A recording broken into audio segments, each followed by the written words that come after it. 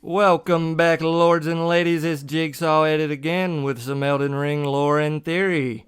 Now, before we get into this, if this isn't your first time coming around the channel, hit that subscribe button to show your support and leave me some feedback of what you think, if you agree or disagree, and what your theories might be.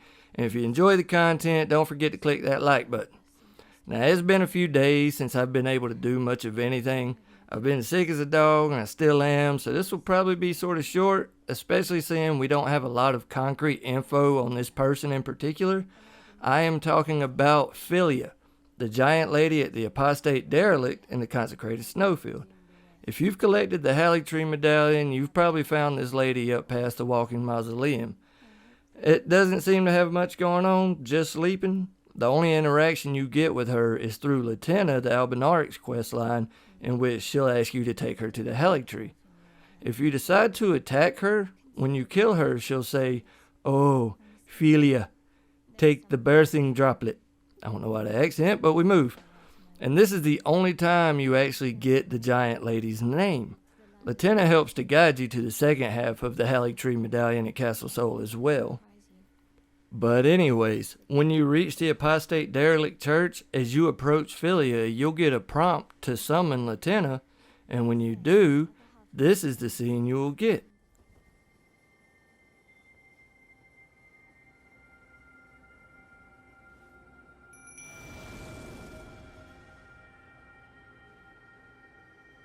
O young yet towering sister of ours, let the birthing droplet in and create life for us, for all the Albinaurics.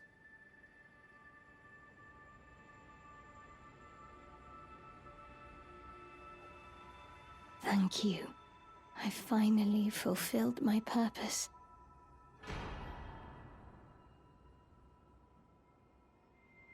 Our young yet towering sister will give us hope.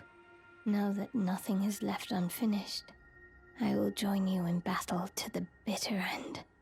And when the fighting is done, then you may lay me to rest.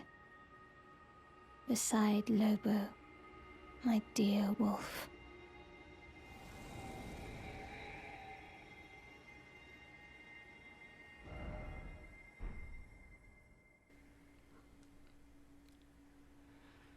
Now, a couple things I want to mention here.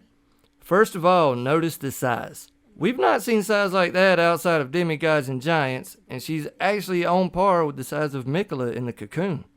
And next is the wording Latina uses. Young, yet towering sister. Emphasis on the young, meaning it's likely this person is not an adult. If she was, there would be no need for the saying of young. It would just be our towering sister. I also want to point out the designs used on her armor, namely on her bracelets, are matching with the crossguard on St. Trina's sword. And then the birthing droplet. Let the birthing droplet in and create life for us. We don't know exactly what the birthing droplet is, but we could assume it's something similar to a larval tear, which you use with the Great Rune of the Unborn to be rebirthed. Now think about that for a second. It's used with a Great Rune.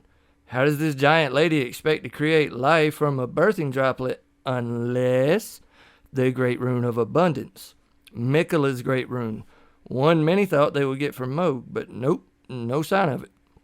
While Millennia's Great Rune deals in death and decay, Mikola's deals in life and growth. So this brings me to my question: could Philia be Saint Trina?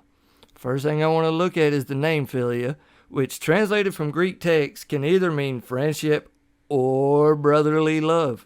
That's an interesting association if in fact that was the reason for the name of choice. Now, we know St. Trina disappeared suddenly, presumably the same time Mikola went into the Hallig Tree. We know St. Trina is also strongly associated with sleep, and as we see, Philia is in a deep sleep that cannot be disturbed, similar to Mikola, as well as St. Trina being associated with silver, something strongly related to the Albinaurics. Could it be that the Albinaurics are creations of St. Trina with the power of the Rune of Abundance? No one knew she was Mikola or even part of Mikola, so they would think she is human. It says they were created in the Night City, where we also find many of Trina's lilies and even some saint symbols carved into the structures, but I don't know if those actually have any meaning to it or not. But could that be why the first generation of the Albinarchs are born with a curse? Their legs withering away, having come from a single god, such as Miquella and Millennia did. Bringing us back to the giant lady, who also has the withering legs of the Albinarchs, notice that the withering and decay is associated with both Millennia and the Albinarchs. If Miquella split into Saint Trina, she too would be cursed. Would it be the same curse, since they are now two separate people, such as Radagon and America became two different entities with different convictions, different minds? Or would she have her own?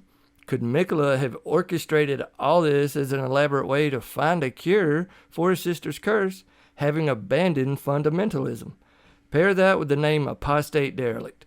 Apostate is a noun meaning a person who renounces a religious or political belief or principle.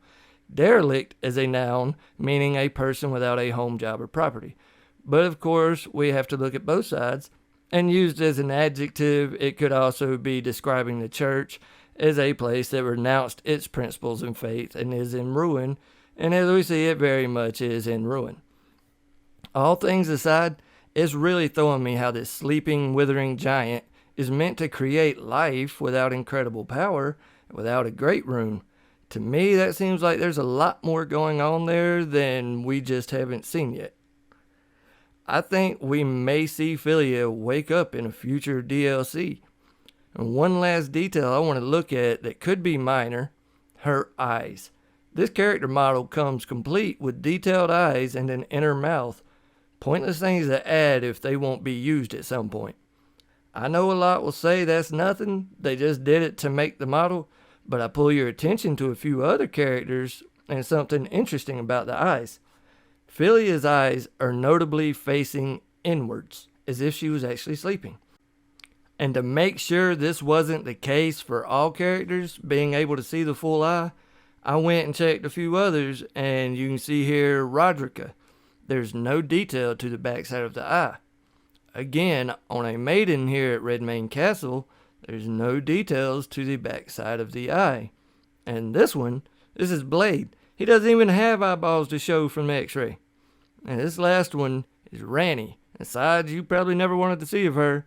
Again, there's no detail to the backside of the eye, and they didn't even bother to put an eyeball model behind the closed one. Given these details on characters you interact with throughout the game, and this one you only get a single interaction with, and she's sleeping, I believe there could potentially be a lot more to be seen of her. I know the theories can go for days, and all of them could be wrong. That's just what makes them fun for me, seeing the possibilities with uncertainty, piecing together history from artifacts and stories, and seeing what other stories other people may be able to pull from the same info. But on that note, I'm going to leave you all to tell me your thoughts and theories to why you might agree or disagree, why I might be a complete idiot. That being said, don't forget to like and subscribe. It's been your boy D3D Jigsaw. Y'all stay beautiful.